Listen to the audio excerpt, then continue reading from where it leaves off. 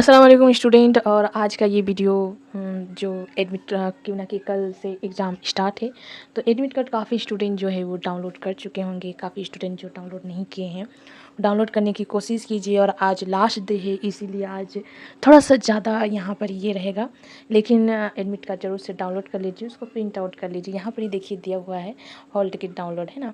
तो ये डाउनलोड कर लीजिए। और यहाँ पर ही मैं एक चीज़ ये बताने के लिए, यहाँ पे हॉल टिकट तो डाउनलोड हर कोई कर सकता है, लेकिन उसमें जो इम्पोर्टेंट इंस्ट्रक्शन दी हुई होती है उसको मैं आज बताऊंगी।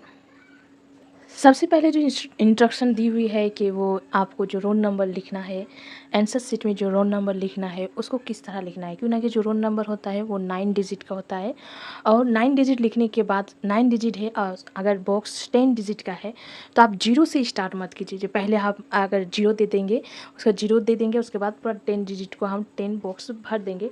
वैसा नहीं करना है। यहाँ पर बताया कि 9 डिजिट लिख लीजिए और आखिर में आप एक क्रॉस दे सकते हैं, है ना। 10 डिजिट ये क्रॉस दे सकते हैं। और उसके बाद जो आंसर ये सेंटर कोड होता है, उसके बाद सेंटर कोड जैसा है वैसा ही कीजिए। उसके बाद एक चीज़ और यहाँ पे बताया गया है, ये मुझे भी नहीं पता था। यहाँ पे दिया हुआ है कि जो आंसर शीट आपको मिलेगी उसी में आपको पूरा आंसर लिखना है।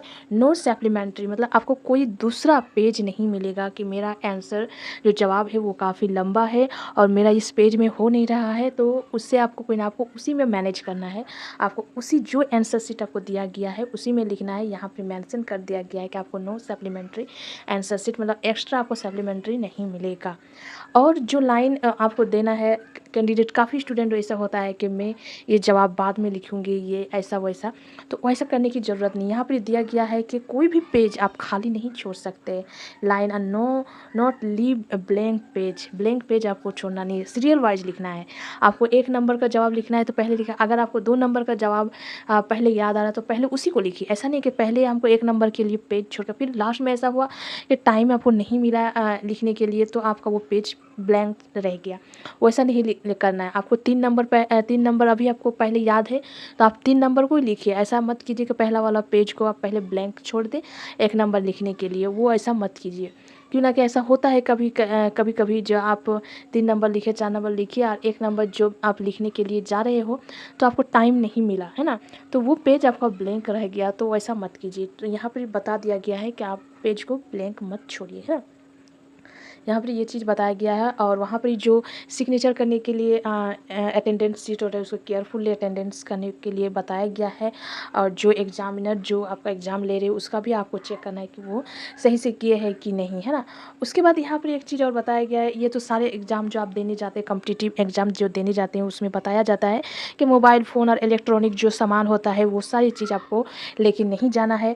और उसके बाद यहाँ पे एक चीज़ बताया गया है कि अगर कैंडिडेट ये सारी चीज़ें लेके जाती है और बाहर में रखती है, मतलब जैसे बाहर रखा रहता है, बाहर रखा रहता है, और उसमें से अगर कोई चीज़ आपको भुला गया तो वो सेंटर की कसूर नहीं होगी, वो आपकी खुद की कसूर होगी। वो उसका कोई ये नहीं है, आपका भुला गया वो आपका कसूर है।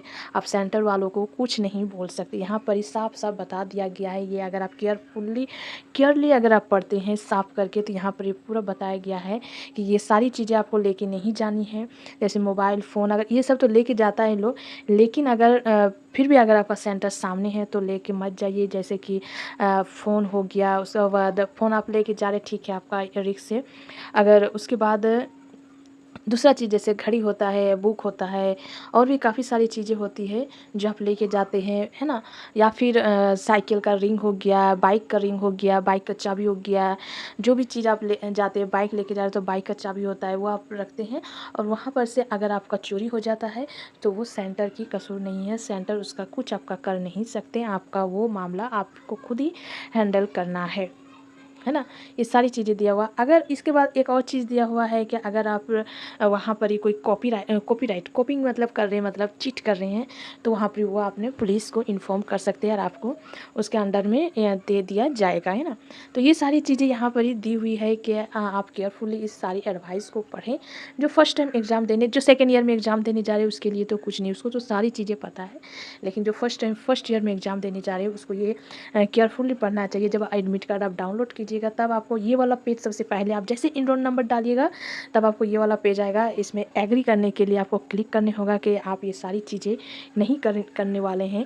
उसमें आपको एग्री करने का एक टिक मार्क यहाँ पर, जो टिक मार्क यहाँ पर आपको देने बोलेगा, उसके देने के बाद ही आपका एडमिट कार्ड आपको दिया जाएगा। उसका एडमिट कार्ड देने के बाद 4 पेज का एडमिट कार्ड होगा, उसको स्कोर कीजिएगा, नीचे में प्रिंट लिखा रहेगा, प्रिंट में क्लिक कीजिएगा, आपका डाउनलोड हो जाएगा।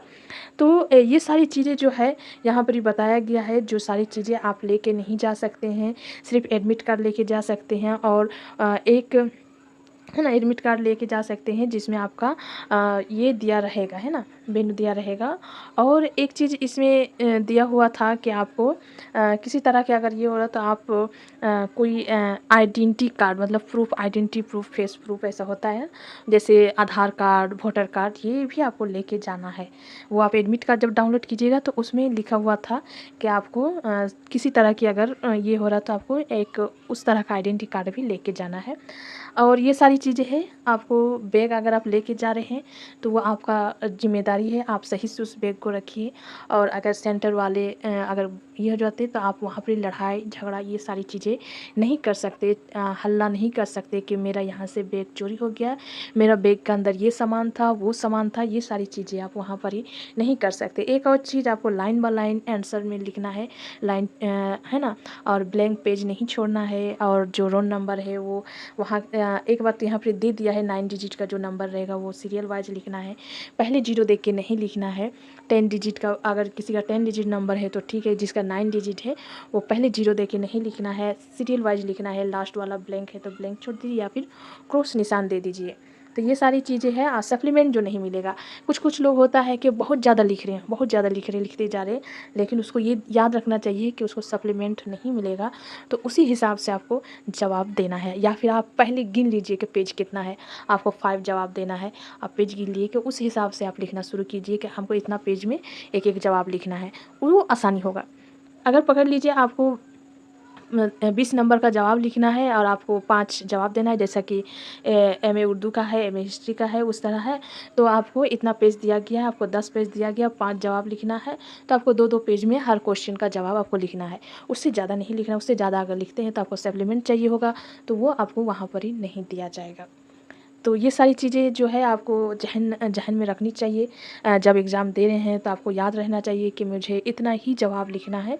हर कोई बोलता है कि उतना ही जवाब लिखिए जितना कि पूछा गया है, मतलब कि उतना ही जवाब लिखिए जितना कि उस कॉपी में अट जाए, है ना, उस कॉपी से और ज़्यादा आपको पेज नहीं मिलने वाला है।